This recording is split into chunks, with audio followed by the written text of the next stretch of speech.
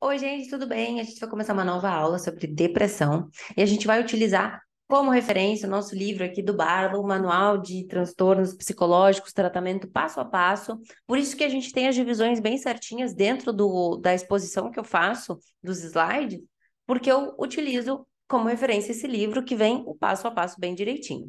A gente usa o DSM também, obviamente, o DSM novo, e a gente também utiliza as técnicas cognitivo-comportamentais do livro da Judith Beck, toda a minha experiência de 10 anos, mais de 10 anos, de atendimento clínico. Então, venho aqui compartilhar com vocês. E se tu gosta de psicologia, tu gosta desse tipo de conteúdo, tu já deixa o teu like, te inscreve nesse canal e deixa tuas sugestões nos comentários para que a gente tenha aulas específicas para ti, específicas para o que tu quer. Então, vou começar. Já vou compartilhar minha tela aqui, só um pouquinho, deixa eu preparar.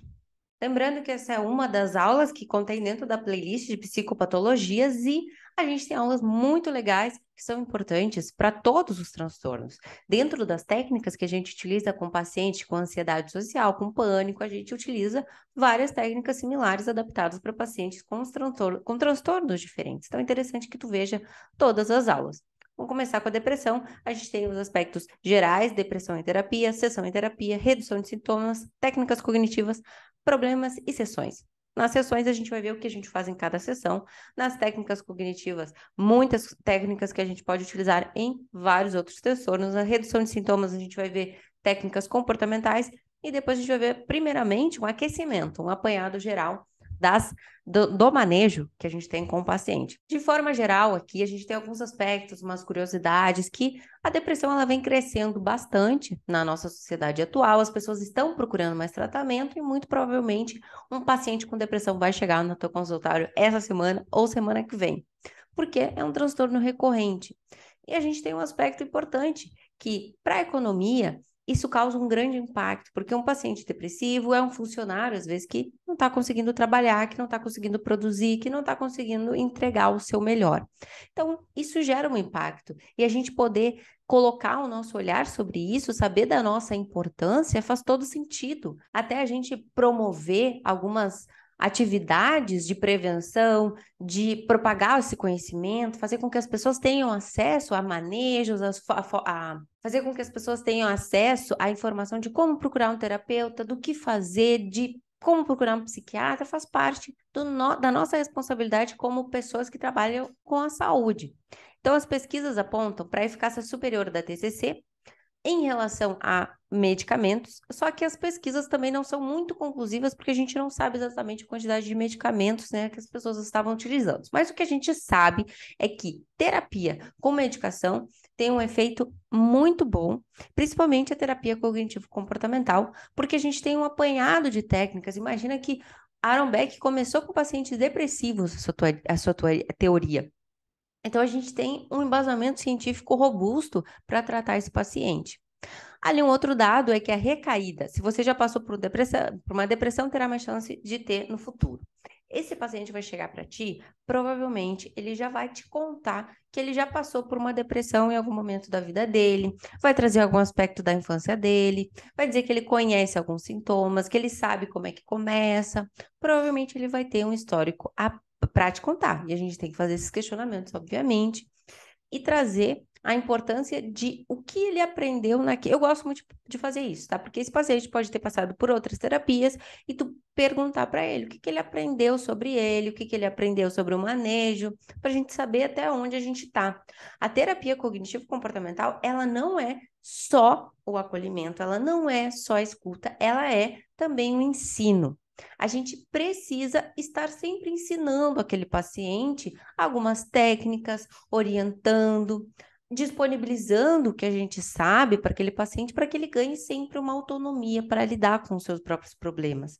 Então, promover esse ensinamento faz parte da nossa rotina e nós temos que abrir isso de uma forma livre para o paciente. E eu gosto, dependendo do paciente, explicar o porquê que eu faço o que eu faço, né? Às vezes, trazer para ele um aspecto importante da terapia através de uma metáfora, fazer ele entender. A gente tem que ter essa responsabilidade de fazer o paciente entender o que a gente precisa que ele entenda.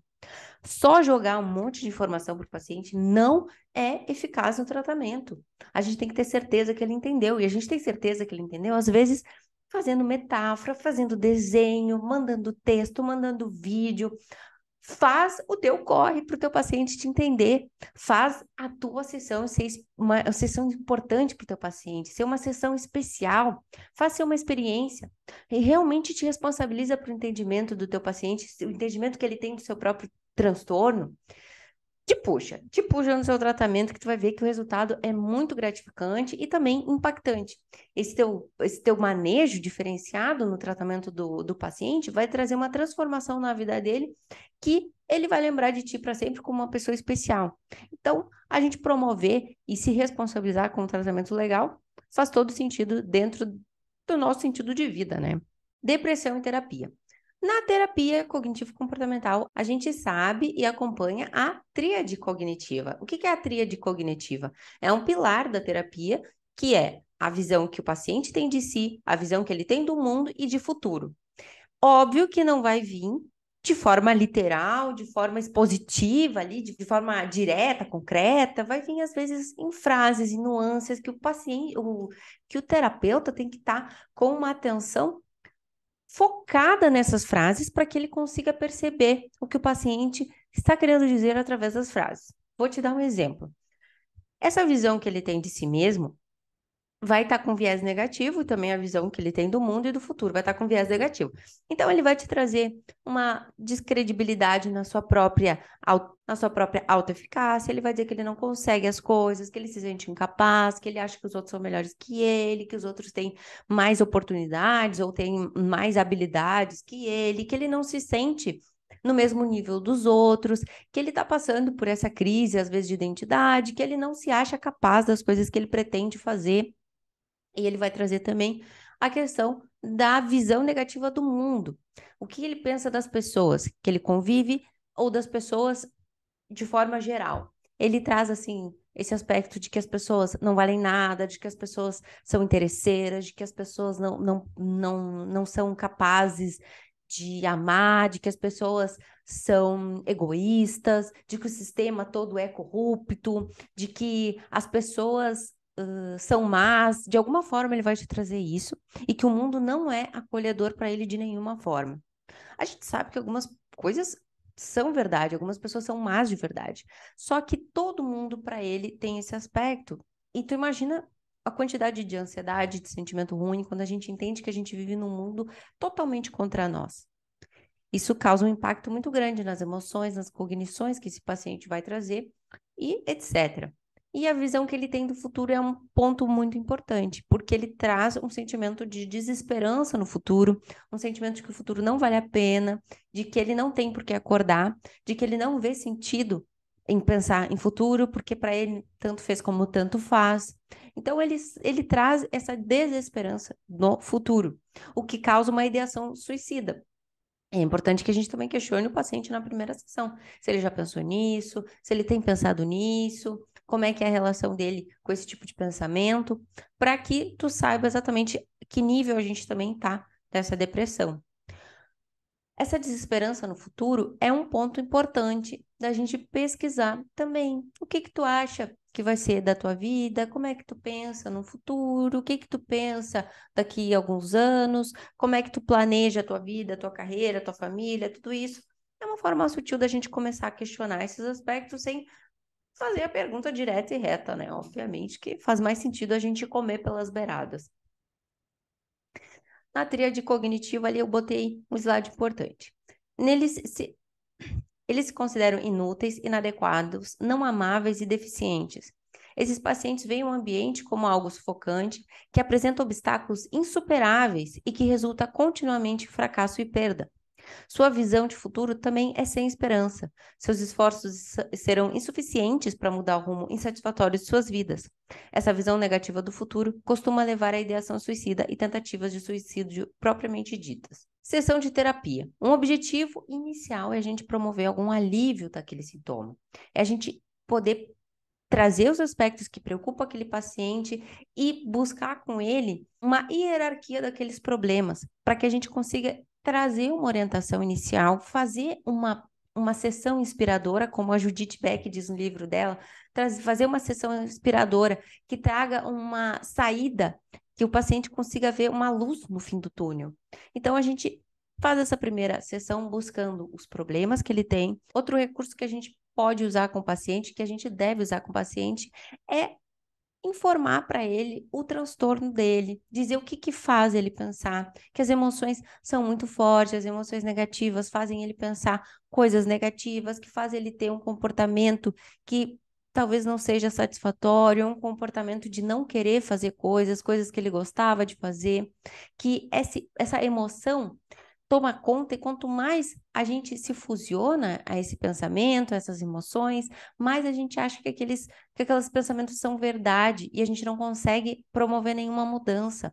Mas que através da terapia a gente vai conseguir mudar essa forma de mentalidade que ele está utilizando. Então, a gente trazer esse aspecto para ele já vai fazer com que ele tenha mais confiança no tratamento, que ele saiba que tu já passou por esse processo junto com outras pessoas e que tu tem uma noção do que tu tá fazendo com ele. Eu gosto muito de estar sempre explicando para o paciente mais ou menos o que eu estou fazendo, porque isso gera uma segurança. Quando a pessoa não sabe muito para onde ela está indo, que ela não sabe muitos processos que vão acontecer com ela, ela fica um pouco, né, insegura. E, na minha opinião, trazer isso para a pessoa já deixa ela um pouco mais segura. Como forma de explicação, é nossa responsabilidade trazer o máximo de metáforas, de ilustração, para que tudo fique muito claro para o nosso paciente. Eu gosto de ilustrar mesmo, às vezes fazer desenhos, fazer metáforas, criar histórias, pegar a história da pessoa para que ela entenda, criar uma história junto com as coisas que ela está me contando, com personagens que ela está me contando, para fazer com que ela entenda. Então, ilustrar a cognição e a emoção é essencial para o teu paciente, principalmente em fases iniciais, que ele tá sem saber nada sobre psicologia. Então, eu gosto de usar uma metáfora, né? Perguntar para o paciente o que que ele acha, por quê? Por que que ele acha que uma pessoa que viu alguém, um conhecido na rua, esse conhecido não cumprimentou ela, por que que ele acha, essa pessoa, que esse conhecido foi mal educado, ou que esse conhecido tá brabo com ela, tá chateado, e essa pessoa ficou o dia inteiro pensando, e uma outra pessoa que viu um conhecido na rua achou que o conhecido não viu ela porque estava distraído, estava ocupado, estava com pressa, não viu, não enxerga, estava sem óculos. Por que que essas duas pessoas têm esses pensamentos? E o que a pessoa que acha que o conhecido foi mal educado com ela, que tipo de emoção essa pessoa vai ter, que tipo de comportamento essa pessoa vai ter? Mas provavelmente o paciente vai te dizer, essa pessoa ela vai ficar muito chateada, provavelmente não vai falar com esse amigo. E a outra pessoa, a gente pergunta, o que que tu acha que essa pessoa vai sentir? Ah, vai ter uma emoção neutra e provavelmente aquilo não vai mudar em nada a relação deles. Pois é. Então, a gente consegue entender de forma prática o quanto as nossas emoções, nossos pensamentos influenciam no nosso comportamento e na nossa vida como ela tá. Porque se a gente não muda a forma com que a gente pensa as coisas, o resultado vai ser sempre os comportamentos reativos que o paciente sempre tem, a vida que ele sempre tem. Ali uma questão de informação também que a gente vai ver mais detalhadamente depois é que a sessão começa com uma pauta. E eu botei isso aqui especificamente nesse momento, porque eu, particularmente, eu gosto de preparar uma sessão para aquele paciente, nem que seja alguma coisa antes, para que ele aprenda algo com aquela terapia. A gente tem processos, né? Nós temos que respeitar o processo para o paciente entender o tratamento. O nosso tratamento ele só é eficaz quando a gente consegue fazer ele por inteiro. A gente não tem uma noção sobre o teu tratamento, se ele é eficaz ou não, se tu não pratica ele, se tu não faz ele adequadamente. Então, a gente tem processo que a gente tem que respeitar. Então, tu já manejar aquela sessão anteriormente, tu já planejar aquela sessão anteriormente, eu acho bem adequado. Porém, o paciente ele vai te trazer as questões dele e também tu faz uma retomada do que a gente viu na sessão anterior. Então, basicamente, a gente tem uma sessão fluida, uma sessão que corre, uma sessão que ela é produtiva, porque a gente vai tendo uma certa estrutura dentro da sessão. No livro da Judith Beck, ela explica direitinho esses aspectos e tu pode adaptar de forma que não comprometa a estrutura, conforme tu acha que fica mais adequado para aquele paciente. Já perguntar inicialmente se o que ele quer conversar, ou fazer uma retomada do tema de casa inicialmente. Tem alguns pacientes que eles preferem já colocar de cara o que eles querem falar inicialmente para não esquecer. E tem pacientes que eles chegam na sessão e eles nem pensaram o que eles vão falar. Então, a gente fazer uma retomada do tema de casa, perguntar o que aconteceu na semana dele, para que a gente saiba se aquele tratamento está sendo eficaz ou não, porque onde é que a gente vai ver que aquele tratamento está funcionando? Vai ser durante a semana, vai ser no dia a dia.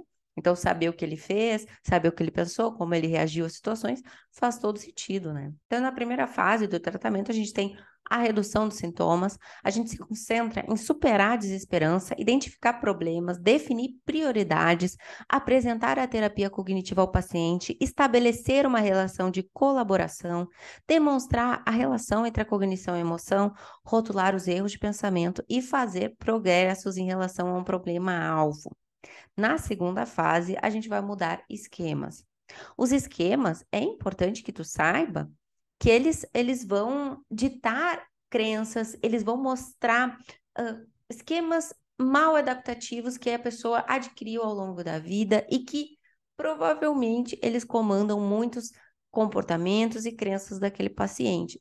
A gente tem um trabalho específico que a gente faz com os esquemas, que depois que a gente fez a terapia cognitivo-comportamental, a ativação comportamental também na depressão, a gente começa efetivamente a trabalhar esses esquemas. A gente tem que trabalhar os modos esquemáticos e essa prática mais enfática nos esquemas. Mas a gente vai ver isso mais profundamente ali nas sessões e também seria um papo para uma aula expositiva só para isso. A gente não vai aprender a trabalhar com os esquemas aqui, mas a gente vai ter um embasamento, nem que seja superficial, para te ter uma ideia do que fazer. Então, vamos para a redução dos sintomas. Então, aquele paciente, ele vai chegar vulnerável, ele vai chegar precisando de um alívio, e a gente vai começar, se ele está muito grave, pelas técnicas comportamentais de ativação comportamental. Não só ativação comportamental, mas a gente vai trabalhar a entrevista motivacional para fazer com que as atividades que a gente planeje para aquele paciente sejam feitas de forma efetiva, né? Porque ele vai chegar muito desmotivado e a gente vai ter que trabalhar essa motivação dele. Essas técnicas comportamentais, elas são especialmente necessárias para pacientes mais graves, deprimidos, que são passivos, anedônicos, socialmente retraídos e incapazes de se concentrar por períodos longos. O terapeuta tenta fazer eles se envolverem em atividades mais construtivas. Exercícios para fazer ele mudar a crença, como eu não consigo fazer nada, depois ele vai ir mudando através da motivação essa crença, que não adianta ele ficar repetindo na frente do espelho que ele consegue, que ele consegue, ele consegue, se a gente não ter nenhum resultado real, né? Então, de uma forma geral, então deixa eu explicar um pouquinho também que essas atividades não é o terapeuta que vai elaborar. O terapeuta ele tem que estar capacitado para tirar essas atividades do próprio paciente. Como que a gente vai fazer isso? Claro que a experiência vai treinando a gente, né, gente? Mas, assim, o paciente, ele vai te trazer que ele tá deprimido, que ele não tá afim de fazer nada. Tu vai lembrar de algumas atividades que ele fazia anteriormente que ele gostava. Ele vai te dizer que ele não gosta mais de fazer aquilo. E tu vai lembrar com ele, mas me conta um pouquinho de uma época que tu tava bem, o que que tu gostava de fazer? O que que para ti era importante? O que que para ti te animava aquela época? O que que tu sabe que anima a gente? O que que tu sabe que promove uma sensação de bem-estar, que é saudável? E esse paciente ele vai te trazer alguns aspectos da vida dele. Eu gostava de ler, gostava de encontrar meus amigos. Quando eu estava bem, eu fazia isso, fazia aquilo. E talvez ele também te traga uma coisa mais geral, né? Cuidar da saúde, fazer exercício físico, cuidar da alimentação, eu sei que melhora. E a gente vai trazer, sim, realmente, a gente tem estudos, a psicologia, ela também tem noção disso, e a gente precisa colocar algumas atividades aqui.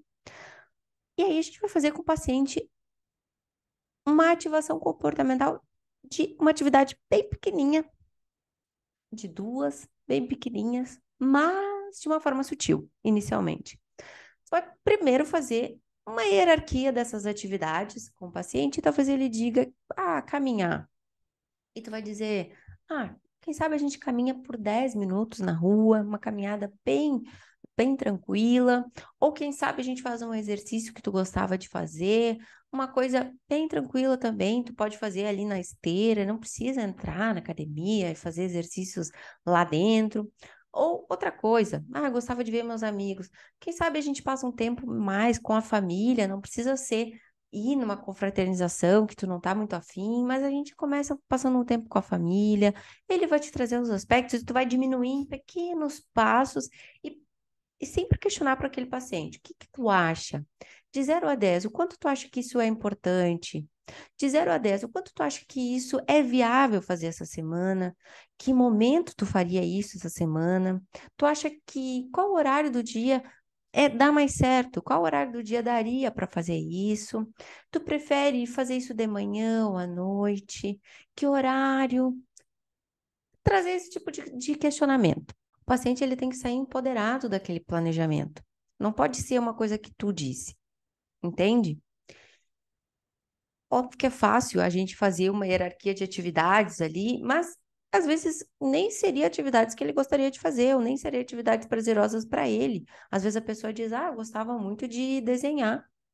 E aí tu, poxa, quem sabe tu faz um desenhozinho, se te fazia tão bem, uma coisa bem despretensiosa, no guardanapo, algo que não precisa tá dentro do teu caderno de desenhos, não precisa ficar marcado para sempre, mas quem sabe a gente põe uma música, prepara um ambiente. Pensei aqui no paciente que não é nem um pouco específico, né? Que um paciente diferente aqui, né? Um paciente com atividade diferente. Então, a gente trazer essa ativação comportamental para o paciente e fazer ele sair empoderado já vai fazer com que aumente as chances dele fazer isso. Aqui a gente utiliza esse plano comportamental, esse plano de atividades semanais, mas hoje em dia eu vou te dizer que os pacientes eles não gostam mais de usar essas coisas de papel, né? Então a gente usa a agenda do Google, ele poder colocar as atividades ali para a gente conversar em sessão também. Isso já ajuda muito, porque o paciente ele não está mais aderindo às coisas de papel, tá? Então ele já traz as anotações dele no celular. Então não tem por que a gente ficar forçando uma coisa que não está mais no nosso momento, né, da sociedade. Aqui a gente tem o ensaio cognitivo, que é a gente fazer aquela atividade com o paciente mentalmente antes, mas procurando os pensamentos e as distorções cognitivas que ele pode ter. Vamos supor, sair para caminhar. O que será que te impediria de fazer isso? Muito provavelmente o paciente não vai te trazer o pensamento assim de cara. Ele vai dizer, não ia ter vontade. Ele não está falando de pensamento nem de emoção. Ele está falando do comportamento. Não ia ter vontade. Ou da própria emoção. Mas ele não está dizendo por que ele não tem vontade, né? Não está trazendo a cognição. Mas por que tu acha que ele não teria vontade? Porque eu ia ficar com preguiça e eu não ia sair de lá. A gente ficar insistindo no porquê, às vezes não adianta. Então, tu vai pensar assim, então, aquela preguiça ali no sofá, então, tu acha que alguém que tem uma preguiça pede alguém, traz alguém do familiar dele, sei lá, fulano. Se a gente estivesse observando fulano no sofá com preguiça, o que ele estaria pensando? Que não vale a pena, que é um saco, que eu não gosto. Bom, através desses pensamentos a gente poderia dizer, será que depois do exercício, o que tu acha que tu sentiria depois de fazer o exercício? Geralmente a gente tem uns pensamentos assim e a gente já falou, né, que na depressão os nossos pensamentos são mais negativos mesmo, que eles vão fazer com que a gente pense que a gente não tem mesmo aquela vontade. Mas depois de uma caminhada, o que tu acha que tu sentiria? Provavelmente eu ficaria melhor, porque eu já caminhei alguma vez e realmente eu me sinto um pouco mais animado depois da caminhada. Legal. Então, provavelmente a gente pode anotar isso aqui dentro do teu celular, né? A gente pode anotar aqui no teu WhatsApp que os teus pensamentos, eles vão te dizer que tu não teria vontade de fazer isso. Mas que os nossos pensamentos, eles não são fatos e que no meu momento atual, no meu momento depressivo, eu tô tendo pensamentos mais negativos. Mas depois eu vou me sentir melhor. Eu vou estar mais conectado com atividades que são benéficas para o meu bem-estar, para a minha saúde mental, para a minha saúde física. Ok. Então a gente vai fazendo essa dramatização com o paciente. Agora a gente vai para as técnicas cognitivas. Aqui tem várias técnicas que a gente vai entrar, mas a gente vai começar a procurar os pensamentos, as cognições que aquele paciente tem durante o dia, durante a variação de humor, durante as atividades que ele está com dificuldade de realizar. Então, a gente vai precisar trazer esse aspecto da evocação de pensamentos automáticos. Tu vai explicar para o teu paciente o que são pensamentos automáticos, as consequências dos pensamentos automáticos, que eles estão conectados com crenças. Muitas vezes, tu vai fazer um questionamento daqueles pensamentos e vai encontrar crenças, vai poder expor para o teu paciente. Então, o manejo dos pensamentos automáticos é de extrema importância para que a gente se encontre com as crenças daquele paciente e para que a gente comece a manejar até as emoções do paciente. No início, eles não sabem de nada, no caso, eles vão te responder: não sei, não sei, não sei. E a gente vai fazer várias brincadeiras com esses pensamentos, várias metáforas, até a gente encontrar as cognições. Então, a gente vai dizer para aquele paciente inicialmente que os pensamentos automáticos eles são muito rápidos, eles são superficiais, mas eles são de extrema importância porque eles são conectados com crenças. Pode trazer metáforas. Eu, por exemplo, utilizo, né, que através de um estímulo, por exemplo, se alguém bate na porta agora que eu estou gravando o vídeo, bate na porta e eu fico incomodada, e esse estímulo me faz pensar que a pessoa que fez isso ela foi de extrema falta de educação, que eu não gosto que façam isso, que eu vou trancar minha porta, eu vou deixar um bilhete ali, porque eu acho de extrema educação, de extrema falta de educação. Isso já me gera uma emoção de raiva, e o meu comportamento provavelmente vai ser de parar o vídeo e ver o que está acontecendo, e às vezes até de interromper a minha gravação. E se eu vejo que a pessoa provavelmente, se eu penso que a pessoa provavelmente quer me alertar de alguma coisa importante, quer falar comigo sobre um evento significativo, que a pessoa não pararia o meu vídeo se não fosse importante, eu vou ter uma emoção mais positiva ou neutra, vou parar o vídeo, vou ali falar com a pessoa e depois eu continuo gravando. Então, os pensamentos, eles são importantes, só que a gente não está habituado a detectar. Então, tu vai dizer para o teu paciente que agora, talvez ele ache que seja difícil, mas conforme a gente exercita, a gente vai introduzir o RPD para eles, que é o Registro de Pensamento Disfuncional. Como é que a gente vai fazer isso? A gente tem que entender que o paciente ele tem que ter um esforço, né? Ele tem que se dedicar ao tratamento. Então, ele vê uma situação, anotar os pensamentos. Inicialmente, pode ser que ele não consiga fazer isso sozinho, então, tu vai pedir para ele trazer situações da semana dele, que ele percebeu uma mudança na sua parte emocional, para que a gente consiga fazer um levantamento de pensamentos automáticos junto com ele. Ele vai dizer o que que tu pensou naquela hora, o que que estava passando na tua cabeça, e aí tu vai fazer um questionamento socrático desses pensamentos, vai anotar, vai mostrar para ele. Se for interessante para ti, tu vai pedir para que ele anote os pensamentos também, porque a partir da primeira vez que tu fez ele fazer isso, ele vai saber fazer na segunda vez, vai fazer na terceira vez, vai se tornar cada vez mais habilidoso nisso. Então, que pensamentos tu teve? Qual desses pensamentos foi o que mais te impactou? Né? Então, aí eu já estou fazendo um questionamento socrático dos pensamentos. Então, trazer esse tipo de questionamento para ele. Ali eu botei no último, tentar tirar esses pensamentos sem interferir. Mas, em último caso, se não saiu nada, a gente pode sugestionar. Será que tu estava pensando? Ó, tu pode até fazer o oposto, uma coisa contrária, né? Vamos supor, fiquei nervoso ali para apresentar. Será que tu estava achando que ia ser muito boa a tua apresentação? Uma coisa meio ao contrário. Não, não tava. Eu tava achando que ia ser péssimo. Então tu estava achando, tu estava tendo algum julgamento. Entende? Que a gente tem que ser habilidoso com o paciente, gente. O terapeuta usa o questionamento, imagens mentais e dramatizações para evocar os pensamentos automáticos, que a gente falou ali no outro item. Que às vezes a gente vai ter que fazer uma dramatização daquela situação. Se a gente estivesse enxergando fulaninho numa situação parecida, o que que ele estaria pensando? Às vezes a pessoa tem dificuldade de pensar sobre ela mesma.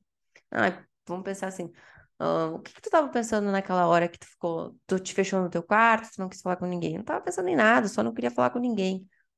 Se a gente tivesse te enxergando, se a gente tivesse podendo te olhar ali na tua cama, mexendo no teu celular, o que que tu estaria pensando naquele momento? Ou naquele momento que tu estava chorando, ou naquele momento que tu estava mandando mensagem para alguém, se a gente pudesse enxergar um balãozinho com teus pensamentos, o que que estaria escrito? Sei lá, gente. Às vezes a gente tem que se virar. A gente tem que estar atento também. Às vezes a pessoa está falando contigo e numa frase sutil, tu percebe ali, ó, uma voz embargada, tu percebe que deu uma sentida, um olhar desconectou, um olhar desviou. A gente está atento, é essencial. Às vezes a gente está atento só na tristeza, na voz que deu uma, né, uma vibrada, mas a gente também está atento ao olhar que se desconecta. Tu tá falando de algo importante, às vezes a pessoa se distrai, ela vai fazer outra coisa. Online, então, que a gente não sabe o que a pessoa tá fazendo, às vezes ela começa a mexer no computador. É uma forma de evitar pensamentos desconfortáveis, de evitar situações desconfortáveis. Então, a gente estar atento é muito importante. Tu tem que estar atento toda a tua atenção, os movimentos, ainda mais online, que a gente perde, às vezes, de estar vendo todo o paciente ali. A gente está muito conectado com o paciente, com bastante atenção, testando os pensamentos automáticos. Que é isso? É o questionamento socrático da gente trazer as evidências que comprovem, as evidências que não, a gente conseguir fazer um questionamento socrático a fim de que a gente construa um pensamento alternativo com aquele paciente. Então, a gente vai levantar as evidências, a gente vai perguntar se é um raciocínio emocional, se é uma distorção cognitiva, se eu estou racionalizando, se eu estou usando um filtro negativo, se são distorções cognitivas, se eu estou tendo um raciocínio emocional, tirando conclusões por causa das minhas emoções. A gente vai procurar as evidências, e as evidências não são eu senti que isso ia acontecer, ou eu senti que estavam falando mal de mim. Mas que evidências que a gente tem que realmente a pessoa, ela estava falando mal de ti? Que evidências tu tem que ela realmente estava pensando em coisas ruins a teu respeito? Que evidências tu tem, por exemplo, que às vezes a pessoa não estava chateada contigo por outra coisa? Qual o contexto? A gente trazer muitos dados para que a gente consiga provocar esses pensamentos, essas crenças e lidar mais com a realidade. A retribuição, ela tem a ver com a culpa. Isso é um exercício que tem no livro do Robert Lehy, que tem mais explicadinho como é que se faz. Mas a retribuição de culpa, geralmente os pacientes depressivos, eles carregam muita culpa sobre vários eventos que acontecem com ele. E a gente fazer esse exercício, tem algumas formas de fazer. Por exemplo, tem como se a gente fizesse como se a gente tivesse uma roda de pizza e a gente vai distribuindo a culpa por todas as pessoas, por todos os eventos, todas as circunstâncias que envolvem o problema, para que aquele paciente diga através da porcentagem o quanto cada coisa tem de relação à culpa. Dessa forma, o paciente enxerga que não é ele só a culpa, que existem fatores que também têm responsabilidade na situação e que não é só ele o problema. Então, a gente consegue mudar a perspectiva dele na sessão para que ele não fique sobrecarregado com aquela culpa. O paciente depressivo, ele carrega muita culpa, muito sentimento negativo, aquela coisa pesada mesmo. A culpa é um peso que a pessoa carrega e que quanto mais ela fica ruminando aquela culpa, menos atividade a gente consegue fazer com que ela exercite na vida dela. Pode fazer um gráfico também de culpa, não precisa ser uma roda, tu pode fazer um gráfico, tu pode fazer de outras formas isso, mas a gente conseguir fazer esse exercício de retribuição de culpa. O questionamento socrático, o questionamento que o terapeuta faz, realmente é o terapeuta questionando, mas a gente vai adquirindo habilidade para fazer esse questionamento de uma forma sutil, de uma forma delicada. A gente não vai fazer um questionamento com aquela intenção, aquele questionamento carregado de intenção. O paciente, ele tem que ir aos poucos tomando conhecimento das coisas. Então, o teu questionamento, ele vai começar de forma bem sutil, ele vai começar de forma abrangente, ele vai, às vezes, ser um questionamento comendo pelas beiradas para chegar numa conclusão final. Então, esse questionamento, gente, ele não pode ser agressivo. Tem que ser um questionamento delicado. É uma pessoa que está abrindo a sua vida ali para ti. É uma pessoa que está confiando em ti. E que, às vezes, tu fazer um questionamento abrupto, um questionamento agressivo, um questionamento, eu digo agressivo, assim, que já intenciona direto e reto uma resposta, ele não vai trazer benefício, porque o paciente não está preparado. Ele vai dizer que não, que aquela pergunta não tem sentido, ele não está preparado para a verdade que tu quer expor. E às vezes essa verdade também não é certa. Às vezes a gente precisa de muito mais informação para criar ali uma teoria.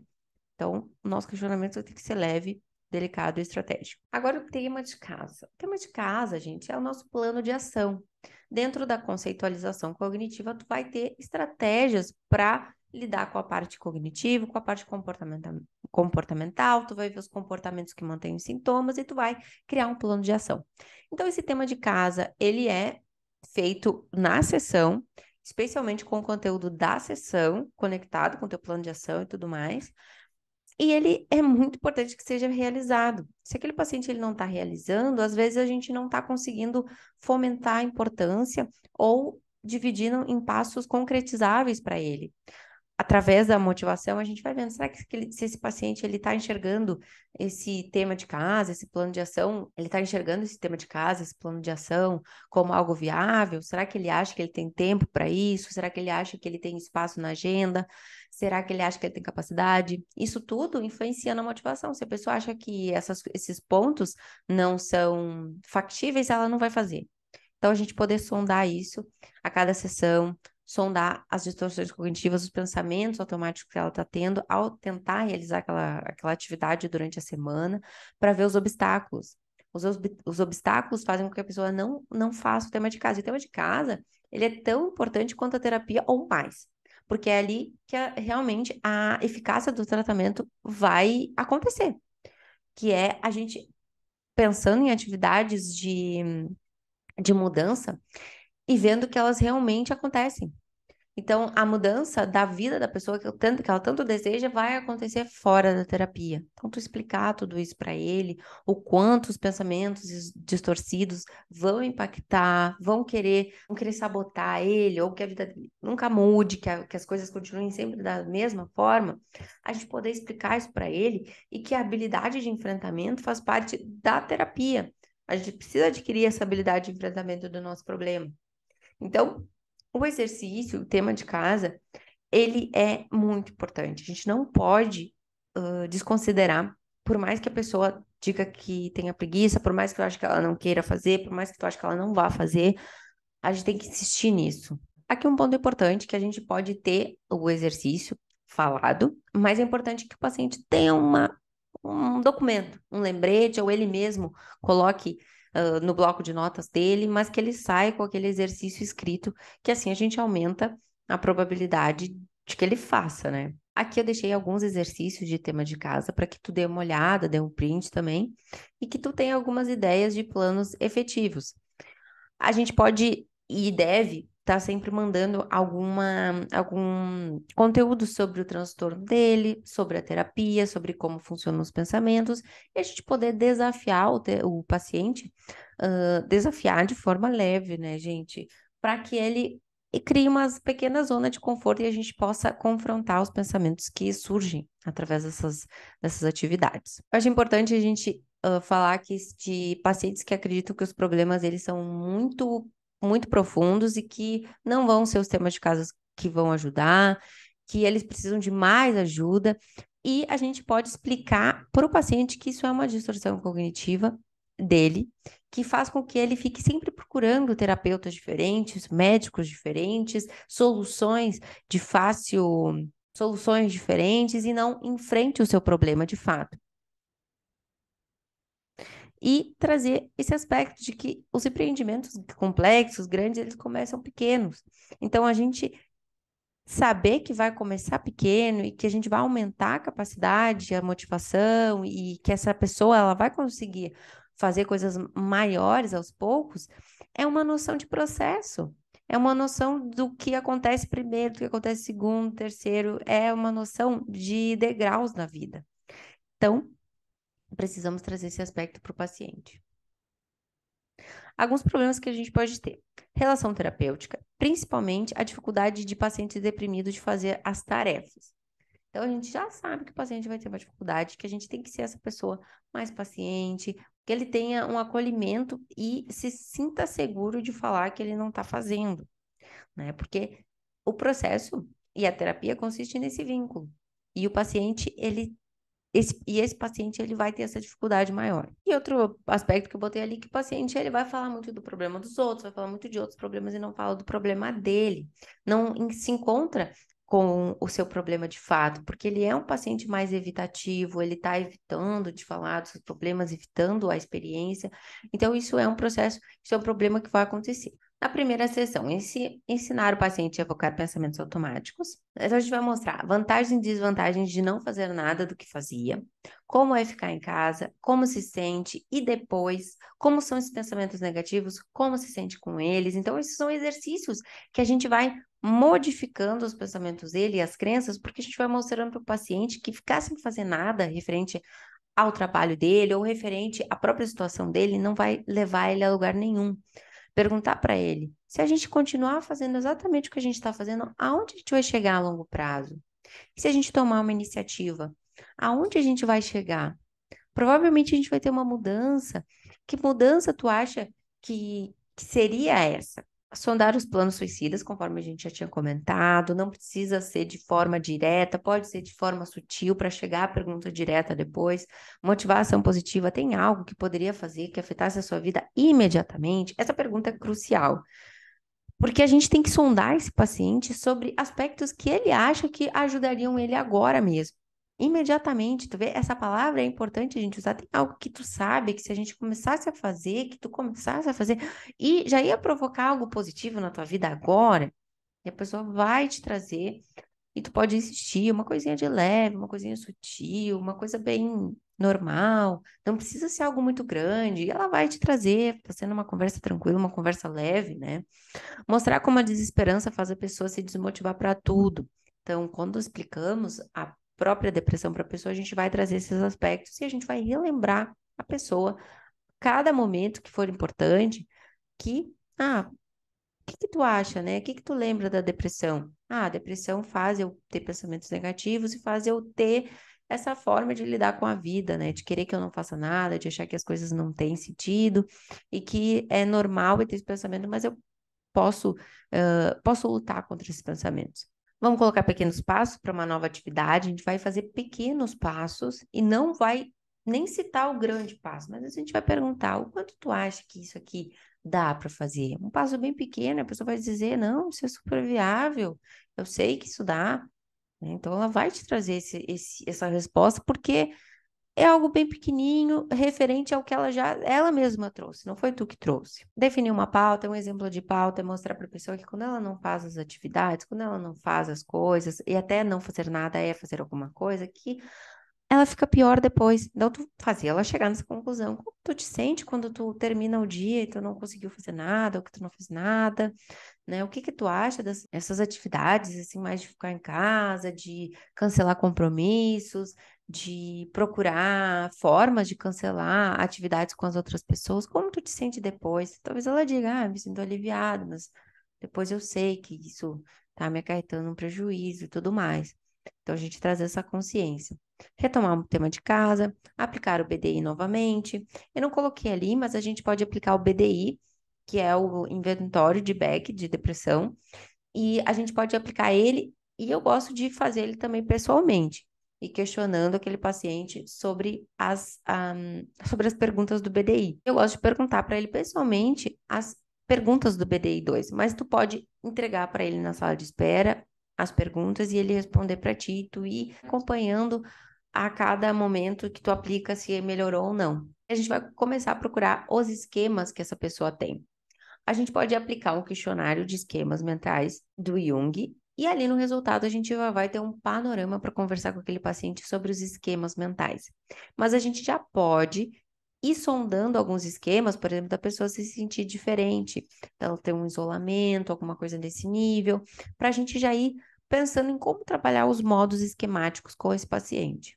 Eu não tenho como entrar no manejo dos esquemas, mas a gente precisa mostrar para o paciente como esse esquema faz ele se comportar e como é a relação do esquema com ele e procurar um comportamento diferente daquele padrão esquemático de comportamento. Por exemplo, aqui, colocar os modos, mostrar o crítico, o punitivo, o protetor desligado.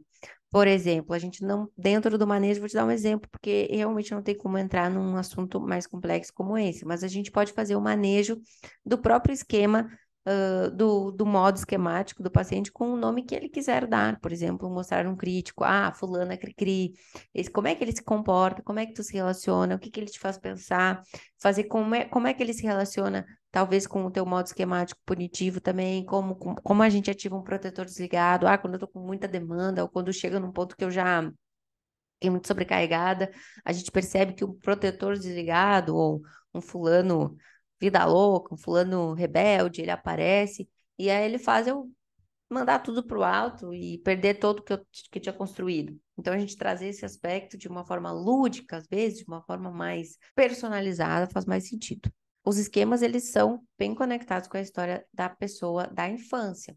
Então, a gente já ter trabalhado uma anamnese, a gente já ter trabalhado aspectos da própria história do sujeito, já ajuda no manejo dos esquemas. Então, a gente fazer essas conexões com a infância, com os comportamentos, com os esquemas, vai trazer sempre uma clareza para o teu paciente do que está acontecendo com ele. E a cada momento, a gente vai conseguir fazer esse paciente se munir de ferramentas para lidar com os seus problemas. Por exemplo, a gente perguntar como é que a gente se desliga, como é que a gente ativa um protetor desligado? Como é que a gente ativa uma parte mais crítica, né? Como é que esse lado meu aparece? O que que eu posso fazer? Como é que a gente promove um adulto saudável no paciente? A gente traz um adulto saudável para conversar com esse lado esquemático, a gente faz essa conversa com o paciente e a partir dos esquemas, a gente começa o processo de terapia bem vivencial. E aí a gente entra numa parte onde a gente vai buscar na infância várias questões importantes. Esse modo te soa como alguém familiar? Em que sentido você lembra dessa pessoa? Você pode fechar os olhos e sentir como uma criança novamente? O que está acontecendo? Eu vou botar aqui para vocês terem uma ideia de quanto é importante a gente também fazer esse trabalho, principalmente em paciente com depressão, onde a gente já fez ativação comportamental, onde a gente já fez uma reestruturação cognitiva, a gente vai conseguir entrar de forma mais profunda em aspectos infantis, uma postura punitiva, um olhar negativo, um esquema de negatividade, um esquema de defectividade, aonde ele gerou várias crenças lá na infância e que se a gente não modificar os comportamentos, a gente não consegue modificar aquele esquema. Então, a gente vai fazer esse aprofundamento nos esquemas para que a gente busque uma forma padrão, para que ele enxergue esse padrão e que a gente comece a conversar com esse padrão, fazer um cartão de enfrentamento para esse padrão, para saber que muitos dos momentos onde ele vai estar uma emoção mais ativada, o esquema pode querer falar mais alto e a gente tem que criar no paciente aquele recurso para poder lidar com esse lado dele. E aqui, gente, eu não vou entrar, são muitas técnicas de esquemas que eu poderia falar para vocês, mas vai ficar completamente perdido. Mas as sessões seguintes, todas as sessões seguintes, a gente vai sempre manter a reestruturação cognitiva, a aplicação de PTI, acompanhamento de pensamentos disfuncionais, psiquiatra, a gente tem que ter um contato com o psiquiatra, a gente vai acompanhar como é que está o humor desse paciente, a gente vai sempre perguntar para o paciente de 0 a 10 o quanto está esse teu humor hoje, para a gente ter uma noção de se o tratamento está evoluindo, a gente vai fazer um acompanhamento das atividades que ele está conseguindo realizar, a gente vai fazer um acompanhamento das informações que ele está conseguindo absorver, e é um paciente que ele vai demandar talvez uma paciência, uma resiliência do terapeuta, porque no início ele pode demorar a fazer o planejamento que você tem com ele, tá, gente? Então, esse vídeo está chegando ao fim, eu espero que ele tenha agregado muito na tua prática, eu espero que ele tenha te ajudado bastante. Isso tudo que a gente falou hoje, eu retirei do transtorno, do Manual Clínico de Transtornos Psicológicos do Barlow. Ele é um livro fantástico, ele tem um passo a passo de tem um passo a passo no manejo de vários transtornos para ti estar sempre com uma orientação mais eficaz. E lembrando que esse vídeo faz parte de uma playlist de psicopatologias que a gente já está no terceiro vídeo. Então, temos mais 2 vídeos lá dentro que vão agregar também muito na tua prática. Então tá, um beijo, gente, até o próximo vídeo. Espero que tenha gostado. Deixa o teu like, te inscreve nesse canal e até!